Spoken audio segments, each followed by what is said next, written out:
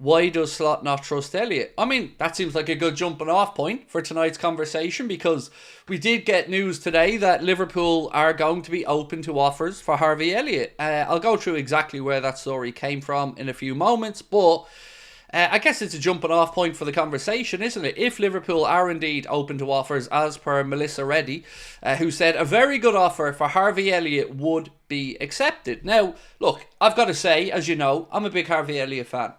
I don't want him to leave the club, but I'm not going to be a hypocrite about it. I've always said I want Arne Slot to have the squad that he wants, and if he doesn't see Harvey Elliott as part of that squad, well then of course we just hope we can get a deal that suits all parties. Personally, you know I like Elliott. I want him to stay at the club. We know how much of a Liverpool fan Harvey Elliott is as well. But I guess a question would be, what's his market value? If Liverpool are to cash in on Harvey Elliott, I'd love to know what you guys think would be a reasonable asking price. You know, it's this one tugs on the heartstrings for me, to be honest, because I love players that really want to be here and players that live and breathe the club, and Harvey Elliott is without a doubt one of those players. So let me know your thoughts on what you think a price point would be there. And also, if we're to move him on, then surely it would make sense that we're going to bring in another advanced midfielder, and I guess I'm wondering out loud who that may be. There's been mixed reporting around Ryan Cherky of Lyon. Some people think Liverpool are interested, some people reporting that we're not interested. I'm not really sure, to be honest with you. Right, so Paul said 25 million, 45 million for Colin Brooks. For me on this one, I would say upwards of 35 million would be where I'd be at. I think Harvey Elliott has shown enough glimpses of talent that he could make a dent in a good Premier League side. So I would certainly say the fact that he's homegrown would probably add 10 million onto his actual value. So probably about 35 upwards is where I'd be at. But never underestimate the amount of money that Michael Edwards is able to bring in for some of Liverpool's players. We've seen over the years he's been able to command quite a good fee for some players who've been, well, surplus to requirements, shall we say, at the club. Right, maybe 35 million, says Matt Denny. Shown more than glimpses, in my opinion, says Mukrab. Well, I don't think we can say he's shown more than glimpses, because we haven't really seen a prolonged run of games. So it's difficult to make an argument against moving him on if the manager doesn't trust him. This isn't what, Mukrab, what you're saying, bro, or what I'm saying. This is just the facts of the matter as they're being laid out to us. We all have a fondness for Harvey Elliott, but Melissa Reddy has done some very good reporting over the last 24 hours, and it tallies with what I've been hearing as well about Liverpool being willing to accept a fee for Elliott. The irony, of course, of all of this is, well, one of our players in Trent looks like he's heading to Real Madrid. We know Harvey Elliott turned down the opportunity to go to Real Madrid before he signed on to Liverpool. When he was at Fulham, I believe Real Madrid were trying to lure him over to the Santiago Bernabeu, and, well, he turned it down because he wanted to come and play for the Reds. Frankie said, I can see Elliott go to Dortmund. Do you know what, mate? I think that would be a good show. Yeah, I mean, I'd rather he went abroad than he went to play for another Premier League club, because, as I said, I like Harvey Elliott and I don't want him to leave. But that's a good show. I've not seen of any interest from Borussia Dortmund in him, but I could certainly see him fitting in there. So, good show. Maybe use players like Elliott and Jota if to be moved on. Use them as part of the deals for new players. For example, Elliott plus a fee for Gay.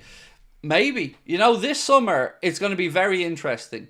We know that there's supposed to be a lot of business being conducted, but if you can offset, I guess, some of the layout by bringing players in part exchange, maybe. It's not that common in football, but, with FFP and PSR being what it has been in recent years, football clubs are coming up with more creative ways, I guess, to balance the books, and maybe player exchanges will be a bigger part of transfer dealings moving forward. Eman said, don't see why we can't just loan him out and get more game times this summer. Because I guess it'll come down to ultimately whether Arne Slot deems that he's going to be a big part of Liverpool moving forward. And we got to just accept whatever the manager decides on this one, unfortunately. And as I said, I'm not going to be a hypocrite about this.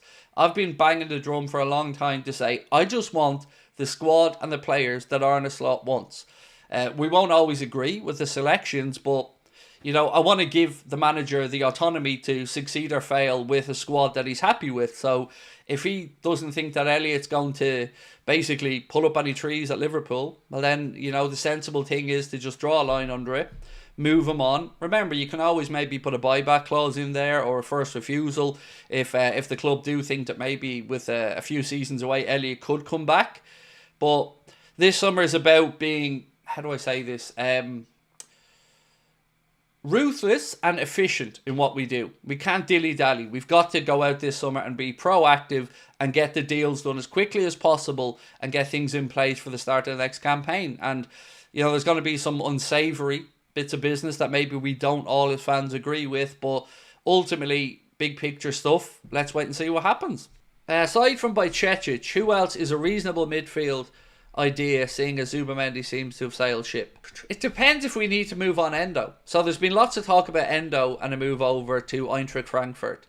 And if that happens, then I do think Liverpool have a need to dip their toes in the transfer market or look to promote from within. So whether that's a trainee only, that's given the nod from the manager, whether it's James McConnell, I'm okay with that.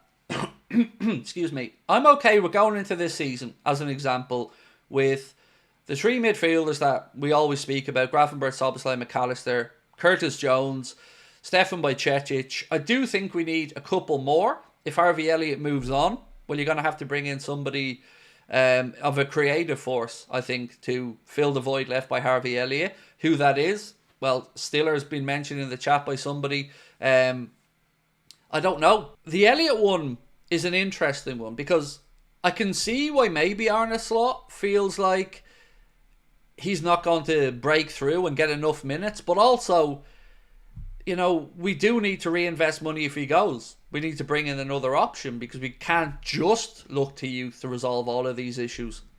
So what about you guys in midfield? What do you think? If the manager turns around and sells Elliott, if Endo goes, Bajcetic comes back in, so we've got Bajcetic, Jones, Gravenberch, Szoboszlai, McAllister, and then some youngsters, do you think we need 1, 2 more in there? And Tanya was the one who said about Stiller. Look, Stiller's name has definitely been mentioned. I think there are other clubs looking at him as well, but should be an achievable one if Liverpool want to make it happen. CJ said, would you think Bajcetic be a good cover for Gravenberch, or does he need 1 more year at Las Palmas? Honestly, I'd be okay with it. I've always really rated Stefan Bajcetic, and by all accounts he's doing well at Las Palmas. He's proved his fitness this season. I'd have no problem with him being an alternative for Ryan Gravenberch. None whatsoever. Certainly of any of the fringe players we have on the books, he'd be the one that I'd be most comfortable with. So yeah, and look, I've said this on streams as well. If Arne Slot comes out and says that he's going to be that guy, then yeah, no need for Zubimendi or whatnot, in my opinion. But if Elliott and Endo move on, then we do need to bring in a body in midfield. Mukrab said, honestly, I like Slot, but I hate for not playing Elliott. He's simply just being stubborn at that point if he doesn't play him. Look, I get it. I'm not saying I agree with every decision our managers always make, but ultimately, I want a game plan. And I want the manager to have who he wants. Because it's going to be his career that is either successful or failure based on his decisions. And if he decides to move Elliott on, as much as I don't agree with that, and you don't agree with it, I do appreciate the decisiveness of it. We've carried too many players, in my opinion, that you can say fill up squad places, but doesn't have the trust of the manager. And this season we've seen so far, Elliott's one of those players. Chiesa has been one of those players that Arne Slot hasn't felt like in the big moments they can lean on.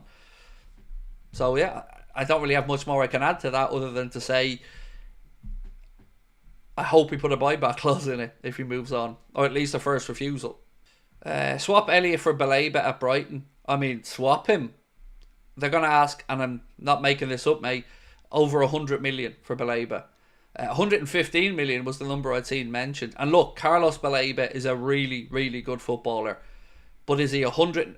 well, not even is he a 150 million player, because he isn't. We aren't in need of spending that much money in that part of the pitch. So yeah, for me, he just wouldn't be a realistic one because of the amount of money involved. Elliott plus 50 million for Baleba. So that would value Elliott in Brighton's minds at £65 million.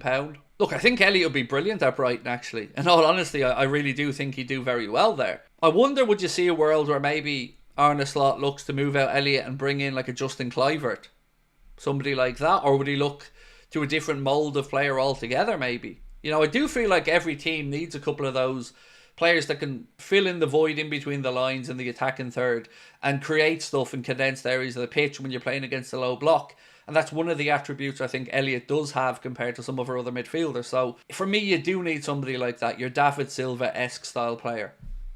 Nick said, Harvey is small, weak and not quick enough. Sorry. I mean, don't need to be sorry, mate. You're entitled to your opinion. I certainly know you're far from a troll, Nick. So where I struggle with Elliott is the what is he? You know, he's not a winger because he's not fast enough, although he was being talked about as a winger initially when he came through. So that's always been the question for me. Does he have a touch of the Jimmy Milner, Alex Oxlade-Chamberlain syndrome of, well, what are you? You know, you're a good, versatile player, but do you excel in any one particular area of the pitch? I don't know the answer to that. And therein maybe lies the problem. What we've had under Jurgen has been a lot of versatile players that can play in multiple positions, but, you know, we also need some bona fide specialists. Gone AWOL said, Elliott's an out-and-out number 10. Doesn't suit our system, to be honest. I love him to bits, though. I love him as well, mate. And I think lots of Liverpool fans have a real soft spot for Harvey Elliott because he's one of us. He's a fan. He wants to be there. He loves the club. And he seems like a really good young man as well. You know, you've seen him, lots of lovely little gestures and stuff. Really in tune with the fan base. Lots to admire about Elliott.